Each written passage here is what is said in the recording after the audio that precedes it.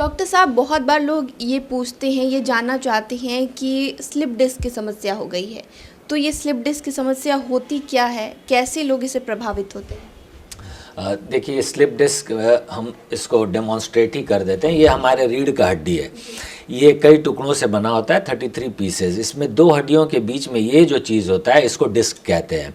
जब ये अपना जगह छोड़कर बाहर आ जाता है, जैसा कि हमने यहाँ पे डेमोन्स्ट्रेट करके रखा है, ये लाल वाला, ये बाहर आ गया तो ये स्लिप करके बाहर आ गया है। इसी को कहते हैं साधारण भाषा में स्लिप डिस्क आप कहते हैं या साइटिका कहते हैं। This is called slip disc. और ये फिर बाहर आने के बाद इस पीले वाले नस को इस तरह से दबाव डालता है, जिससे कि पैर में दर्द उतरता है और साइटिका का रूप लेता है। जो लोग कहते हैं कि पैर फटता है, पीछे से चलते हैं तो दर्द होता है, झुनझुनी होता है, सूनापन का आभास हो सकता है, ये सब साइटिका का लक्षण ले लेता है। बेसिकली स्लिप डिस्क एक बीमारी हुआ और उसका लक्षण साइटिका हुआ। तो अब जैसे कि इससे लोग लक्षण बता रहे हैं आप कि साइटिका का लक्षण है, तो ऐसे में अगर ये समस्या हो रही है तो लोग पूरी तरह से जान कैसे सकते हैं? और इसके बाद ये पूरी तरह से अगर जो स्लिप डिस्क हुआ है, इसको कैसे ठीक किया जा सकता है? अगर किसी व्यक्ति को इस तरह का कोई लक्षण होता है, जो कि छींकने में, खांसने में, जम्हाई लेने में दर्द होता है, कमर से लेकर के पैर के पीछे से लेकर के या जांग के बगल से होकर के नीचे उतरता है, जांग में, पैर में, टखने तक चला जाता है या फुट तक चला जाता है, तो इसका मतलब हुआ कि उसको स्लिप डिस्क हुआ है और रेडिएट कर रहा है, पेन साइटिका का रूप ले रहा है। उसको एक स्पेशलिस्ट से मिलना चाहिए, ऑर्थोपेडिक सर्जन से किसी से मिले।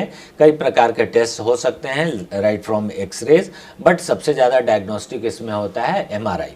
एक एमआरआई के मदद से हम लोग ये इसको पिन पॉइंट डायग्नोसिस कर सकते हैं कि किसी व्यक्ति को किस लेवल पे स्लिप डिस्क हुआ है और किस मात्रा में हुआ है ना। तो निर्भर करता है कि किस मात्रा में स्लिप डिस्क हुआ है, उससे उसके इलाज को हम लोग निर्धारित कर पाते हैं। दवा है, बेल्ट है, सेकैया, ट्रैक्शन है, रीढ़ की हड्डी में सुई भी दिया जाता है, किसी किसी केस में ऑपरेशन भी करने का ज़रूरत पड़ता है। तो ये निर्भर करेगा कि किस मात्रा में किसी का स्लिप डिस्क हुआ है। इसके अलावा जिन लोगों को स्लिप डिस्क की समस्या हुई है, एक बार उसको ठीक करा लिया गया है, चाहे वो ऑपरेशन के माध्यम से ही हो, तो क्या वो दोबारा इस चीज़ से जूझ सकते हैं? दोबारा कुछ हम लोगों को परहेज रखना चाहिए। हर व्यक्ति को झुक करके, एक नॉर्मल व्यक्ति को भी झुक करके भारी काम नहीं करना चाहिए। और अगर करने का नौबत आता है या हमारा लाइफस्टाइल में या वर्क स्टाइल ऐसा है जो कि डिमांड करता है इस तरह का, तो उसका भी एक प्रोसेस है कि किस तरह से हम अपने मेजर जॉइंट्स को मोड़ करके नीचे से कुछ भारी सामान उठाते हैं, बनिस्पत इसके कि रीढ़ के हड्डी पे हम अपना जोड़ देते हैं। तो ये प्रोसेस को हम लोग को हमेशा, जो भी अगर कोई इलाज भी करा चुका है दवाओं से या फिजियोथेरेपी से या ऑपरेशन से, उसको भी ये चीज़ लाइफ लॉन्ग ध्यान रखना चाहिए कि झुक करके हम भारी काम ना करें। इन कैटेगरी में उन लोगों को देखा जा सकता है जो लोग बाहर में काम करते हैं, जैसे कि कोई भारी सामान उठाते हैं अपने पीठ पे, या फिर बोरी वोरी उठाने का काम।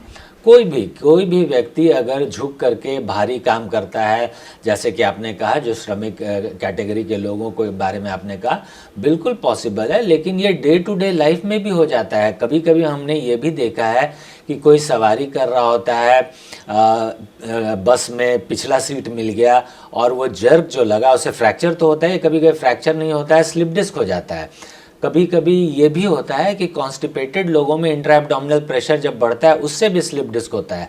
जेस्टेशनल स्लिप डिस्क होता है, प्रसव के दौरान, बच्चा पैदा होने के दौरान इंट्रा एब्डोमिनल प्रेशर बढ़ने पे भी स्लिप डिस्क हो जाता है। झुक करके हम कोई भारी सामान उठाते हैं, सिलेंडर उठाए, बक्सा सरकाए, स्कूटर को, मोटरसाइकिल को स्टैंड पे खींच करके चढ़ाने गए, ऐसे किसी भी तरीके के भारी काम करने के दौरान स्लिप डिस्क होने का संभावना रहता है।